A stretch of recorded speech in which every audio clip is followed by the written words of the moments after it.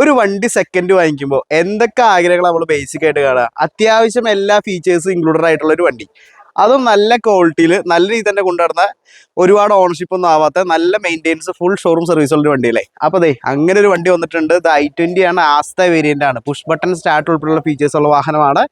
86,000 കിലോമീറ്ററാണ് ഓടിക്കുന്ന, സെക്കൻഡ് ഓണറാണ് കേട്ടോ. അപ്പോൾ വണ്ടിയുടെ ഫീച്ചേഴ്സിൽ നിന്ന് തന്നെ തുടങ്ങാം. വണ്ടിയുടെ ഫ്രണ്ട് വ്യൂ ഒക്കെ നോക്കുമ്പോഴായാലും വളരെ നീറ്റാണ്. അപ്പോൾ ഈ സൈഡിൽ നിന്ന് തുടങ്ങുമ്പോൾ നമുക്ക് ഫസ്റ്റ് നമ്മൾ ഡ്രൈവർ സൈഡിൽ കയറാൻ വരുമ്പോൾ തന്നെ റിക്വസ്റ്റ് സ്വിച്ചും കാര്യങ്ങളൊക്കെ ഇവിടെ ഓൾറെഡി ഉണ്ട്. അത് കൂടാണ്ട് കയറി കഴിയുമ്പോഴായാലും ഫുൾ ഓഫ് ഫീച്ചേഴ്സ് ഉണ്ടോ, ഒന്നും നമ്മൾ വിട്ടുപോയിട്ടില്ല. അതായത് നമ്മൾ ആഗ്രഹിക്കുന്ന എല്ലാ ഫീച്ചേഴ്സും ഈ വാഹനത്തിനുണ്ട്. Company stereo, auto climate control, അതുപോലെ കീലെസ് എൻട്രി, മറ്റേ പുഷ് ബട്ടൺ സ്റ്റാർട്ട്, അതുപോലെ സ്റ്റിയറിംഗ് എല്ലാം അത്യാവശ്യം കൺട്രോളും കാര്യങ്ങളൊക്കെ, എയർ ബാഗ്, അതുപോലെ mirror adjusting, mirror folding, 4 door power window, അങ്ങനെ ഒട്ടനവധി ഫീച്ചേഴ്സ് ആണ് വന്നിട്ടുള്ളത്. അപ്പോൾ ഇതൊന്നും കൂടാണ്ട് ബാക്ക് സൈഡിൽ ഇവിടെ സീറ്റ് അഡ്ജസ്റ്റിംഗ് ഉൾപ്പെടെയുള്ള ഫീച്ചർ ഇവിടെയും വന്നിട്ടുണ്ട്.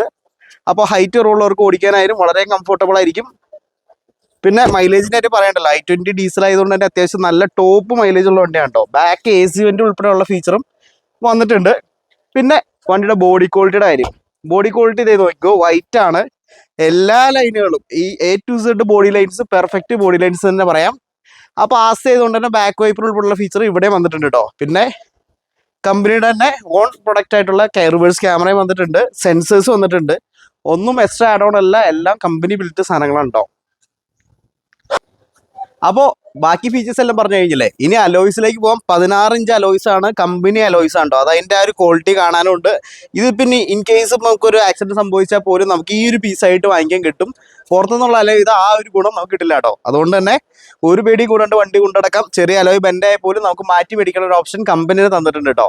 അപ്പോൾ ഈ വാഹനത്തിന്റെ എഞ്ചിനും തുറന്ന് കാണിച്ചു തരാം. അപ്പോൾ ഈ വാഹനത്തിന്റെ എഞ്ചിനും തുറന്ന് നോക്കുമ്പോഴേ തൊട്ട് മുമ്പായിട്ട് നമുക്ക് കാണാവുന്ന DRLs ഒക്കെ ഹെഡ്ലൈറ്റിൽ വന്നിട്ടുണ്ട്. അതിന്റെ ഡേ റണ്ണിങ് ലൈറ്റ് നമ്മൾ ഒരു അത്യാവശ്യം ഓടിച്ചു പോകുമ്പോൾ നല്ലൊരു ഭംഗിയായിരിക്കും കേട്ടോ. ഫോഗ് ലാമ്പൊക്കെ കമ്പനി ഫിറ്റഡ് ഫോഗ് ലാമ്പും കാര്യങ്ങളൊക്കെയാണ്. ആ ഒരു വൈറ്റ് ആൻഡ് ബ്ലാക്ക് കോമ്പോയിൽ അടിപൊളിയുണ്ട്. അപ്പോൾ പറഞ്ഞ് മുഷിപ്പിക്കുള്ള എഞ്ചിൻ റൂം കാണിച്ചു തരാം. എഞ്ചിൻ റൂം നോക്കുമ്പോഴേലും കാണാവുന്നതാണ്, വളരെ നീറ്റ് ആൻഡ് ക്വാളിറ്റിയിലുള്ള എഞ്ചിൻ റൂമാണ്. CIDയുടെ ബാഡ്ജിങ് ഒക്കെ ഇവിടെ വന്നിട്ടുണ്ട്. വേറെ അബ്രോണോ കാര്യങ്ങളൊന്നും പൊട്ടിച്ചിട്ടില്ല. ബോണറ്റിന്റെ പേസ്റ്റിങ്ങളൊക്കെ നോക്കുമ്പോഴായാലും പക്ക പേസ്റ്റിങ് കാര്യങ്ങളൊക്കെയാണ് വന്നിട്ടുള്ളത്. അപ്പോൾ ഈ വാഹനത്തിന് ചോദിക്കുന്ന വില എന്ന് പറയുന്നത് 4,87,000 രൂപയാണ്. ഫിനാൻസ് അവൈലബിൾ ആണ്.